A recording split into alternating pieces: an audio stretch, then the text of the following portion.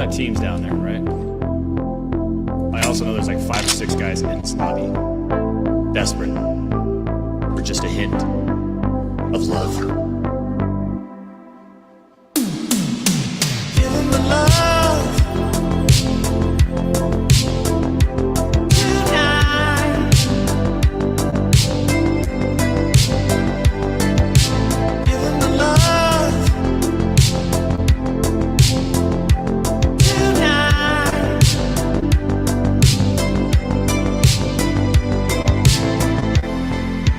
that song earlier. Did you make that up? I don't think I've ever heard it. Yeah, I just made it up. It's great. What was it again?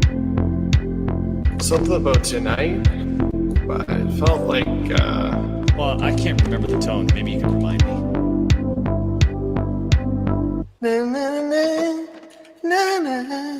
Kind of like that.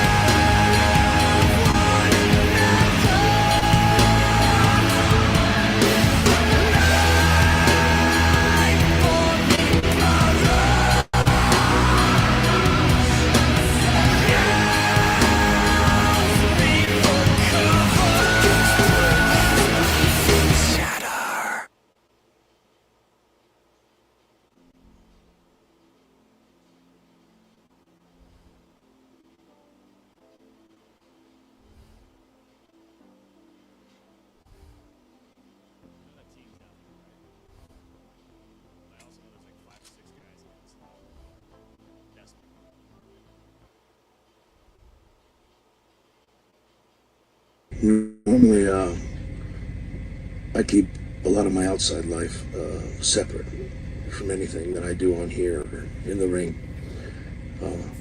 I just wanted to let everyone know that I'm incredibly thankful for the support and the love that I've received since I've been back and throughout my career. Wrestling has been a part of my life always. And when I was a kid, I looked at my dad, my uncles, and my grandfather, who were all professional wrestlers. I looked at them as if they were Greek gods or something.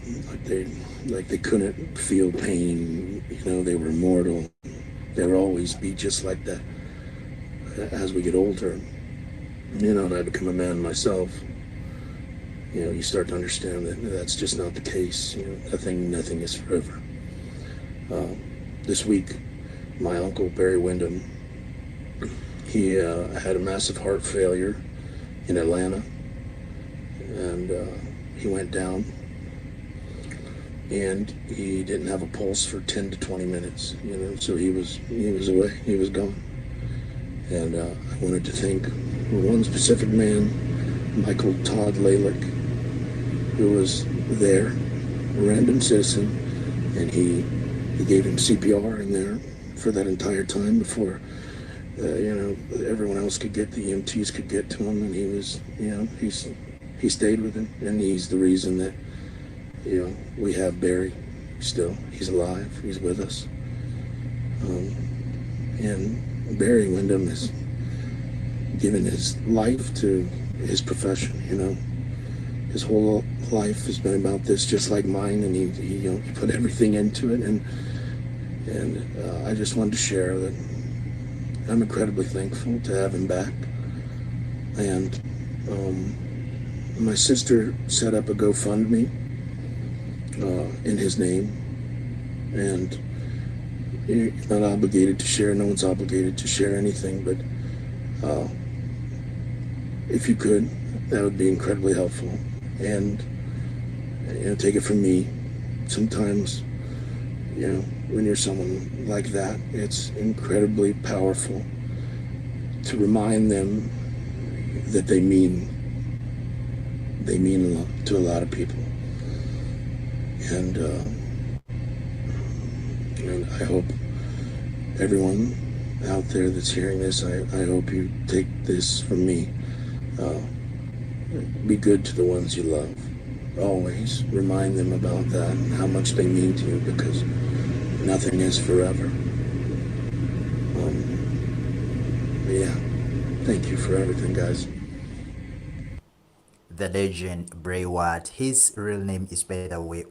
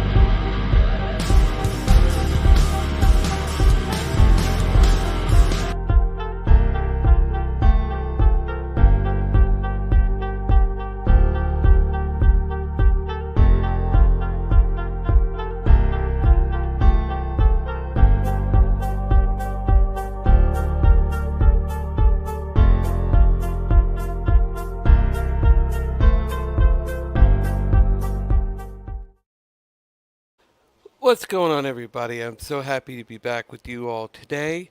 I thought I'd do something more like a tribute to Bray Wyatt. The first 16 minutes was all dedicated to Bray.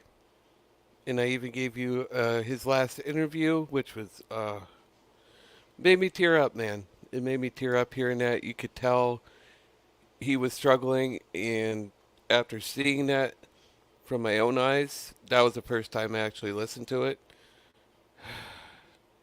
That sucks, man.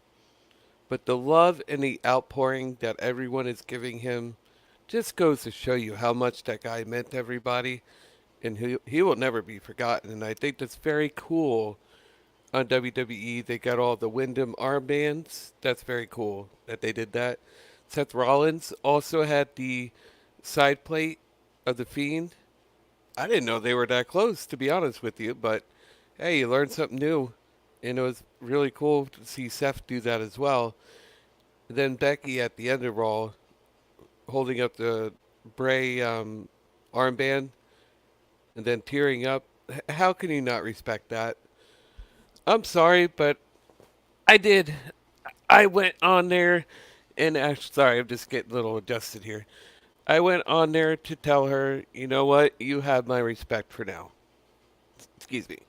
I'm not a huge Becky Lynch fan because a lot of her stuff is the same. But I do appreciate the hard work she has given, and seeing that made me tear up a little bit too. And I'm just like, you can't be negative towards this woman for that. You just can't, or you're really a big asshole. You know what I mean? So I wasn't about doing that. My heart goes out to everybody in WWE. I know Bray is a huge hit. He had the presence that you can't replace. There will never be another Bray Wyatt. Even the Undertaker himself passed the torch to Bray Wyatt. That's how high and big of a future that guy had. And he didn't care about the winning. He didn't care about the losing. He just wanted to tell you his story. And I respect that. You know, a lot of us complained, oh, how can we take Bray to be so credible when they have him always go over up until the match and he loses? You know, he didn't care. And now that I go back and think about it, I don't really care anymore either. I was one of those people that was a big complainer about him losing all the time. But he got the wins at the right moment. Especially with John Cena. Cena even put him over when he won the title from him. Way back in the day. You know, and Bray had some cool moments with Cena, Randy Orton. I mean, you couldn't have asked for a better placement for the guy. I mean, I know this last run was kind of, nobody was really getting behind it, but maybe that's why, because he was actually really sick, which turns out he was. And WWE was just trying to not make it worse. So that's why you got more of storytelling than you had wrestling. And it sucks he only had one match, but that stuff with LA Knight was some of the best things we were seeing on SmackDown. Other than the Bloodline. SmackDown finally had story number 2 for everyone to get excited about. And I'm just happy to see that, man. I am. But here's a 20-minute, that was a 20-minute tribute to my guy. Rest in peace up in heaven, Bray Wyatt. You're up there with Luke Harper, but I know your family's going to be down here missing you. And I feel for them too. But we all just got to pray for them, be there for them if they need it. And I know WWE will be really watching JoJo and the family. And they got her back. I'm sure they do. Especially all the stars in the company. So, now going on, switching gears from WWE to AEW. All In was quite the experience, wasn't it? I gotta give my hats off to Tony Khan. I have told you guys time and time again, I don't understand the way he books things. It seems he always books to just have a great match. There's not much of a build. There's not much of a story behind it. But he delivered, man. Tony Khan really delivered on his pay-per-view, and he had to. If 80,000 people, you don't want to put on a shitty show, which he didn't even come close to that. There's nothing like botched or one of those spots where you're just kind of like, really? You know, like with crash pads and things like that. You saw none of that. So hats off to Tony Khan. John Moxley, I don't know what the fuck you were doing with those barbecue skewers, but you were one crazy son of a bitch. You really are. I was like, what am I watching? Hellraiser? I mean, Jesus Christ, is there something that man won't do? I mean, God. Moxley is one crazy dude. I'll tell you what, and that picture was posted and saved probably by everybody. Even people in WWE were like, that like WWE, were like, what the hell? What did he do this time? But it was great.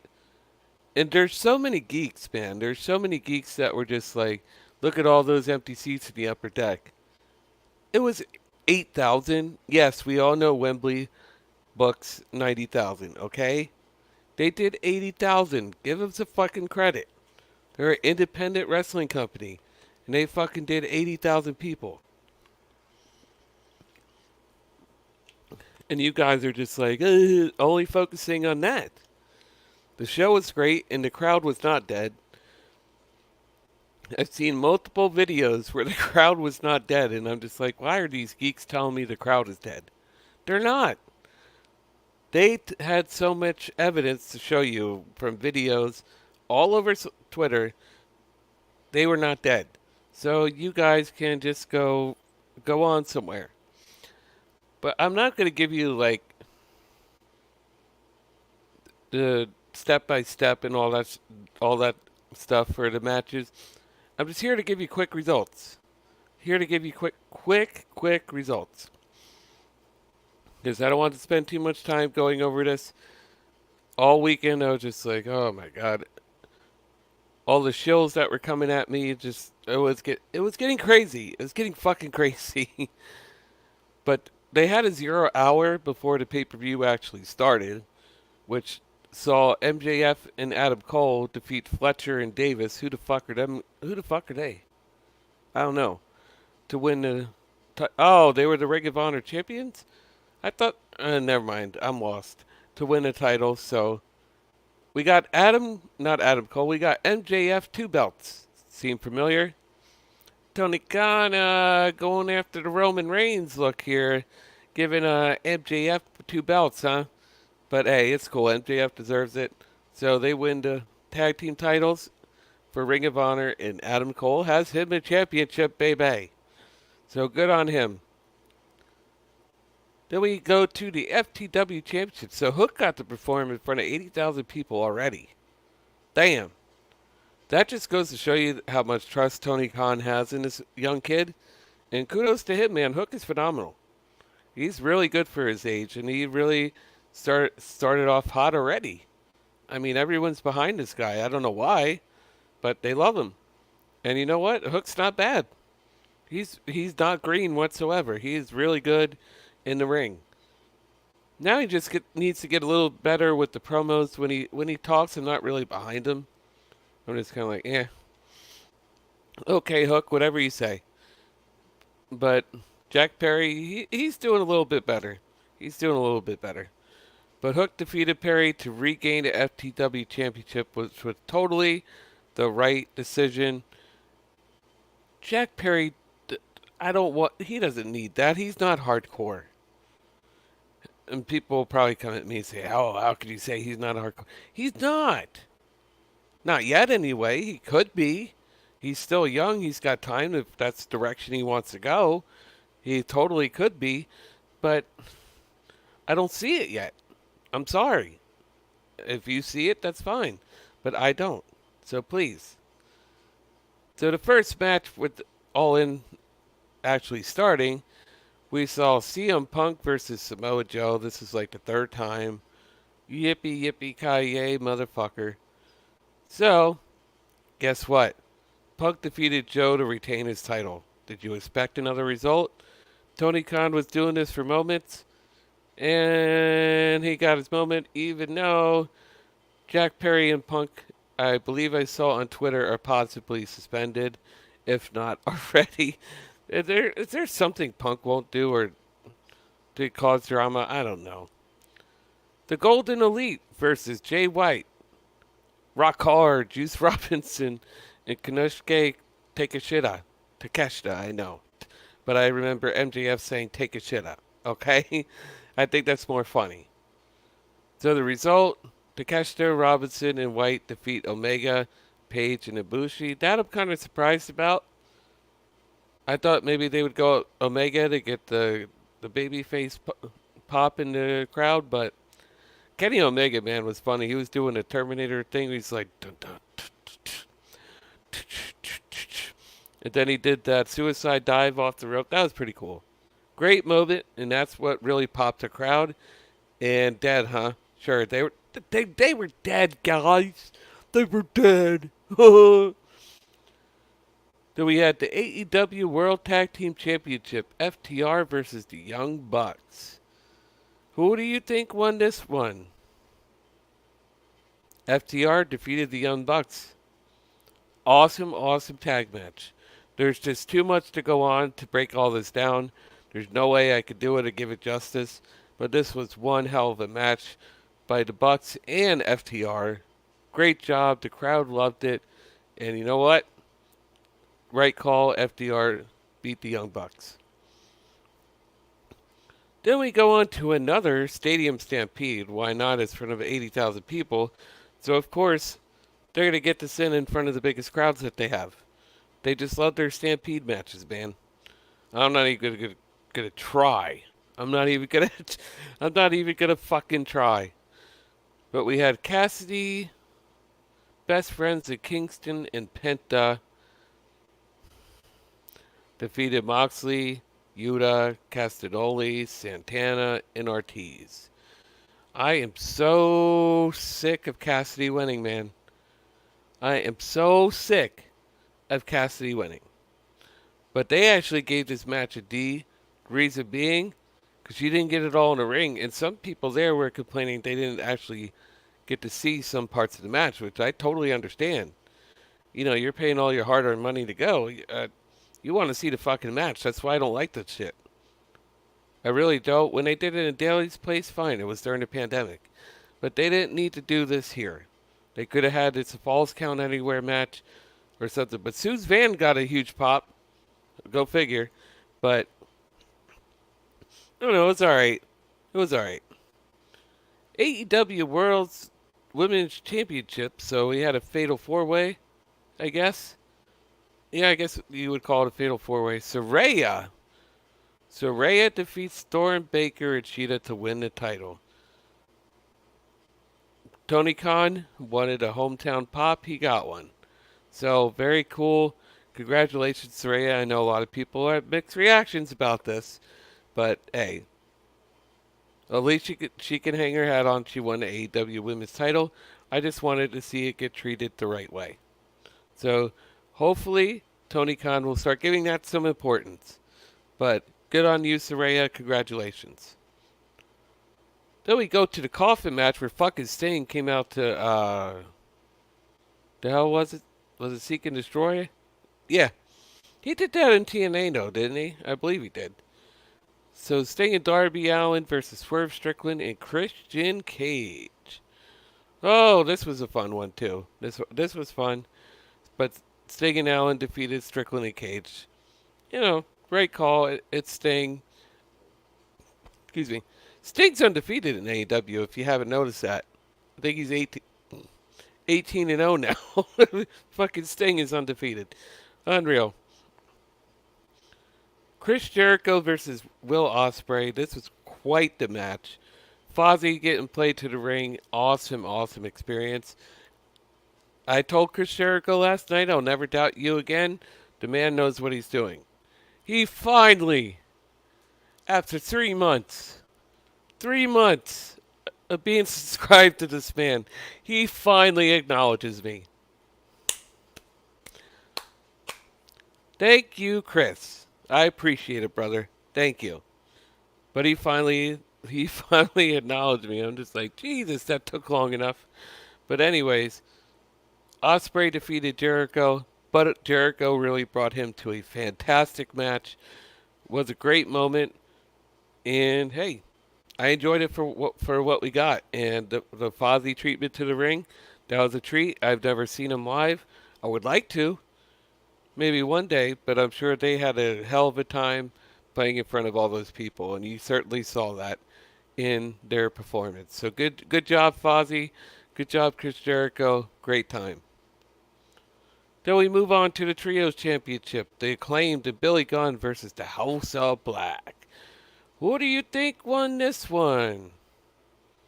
The Acclaimed and Billy Gunn defeat the House of Black. So the House of Black gets another loss. So Tony Khan's giving them the treatment of let's make them look badass, but we're not going to have them win too much. So I see where we're going with House of Black. And finally, ladies and gentlemen, finally, we get to the main event. Don't you wish the show went this quickly? But no, that'll never happen. We have the AEW World Championship, Adam Cole versus MJF.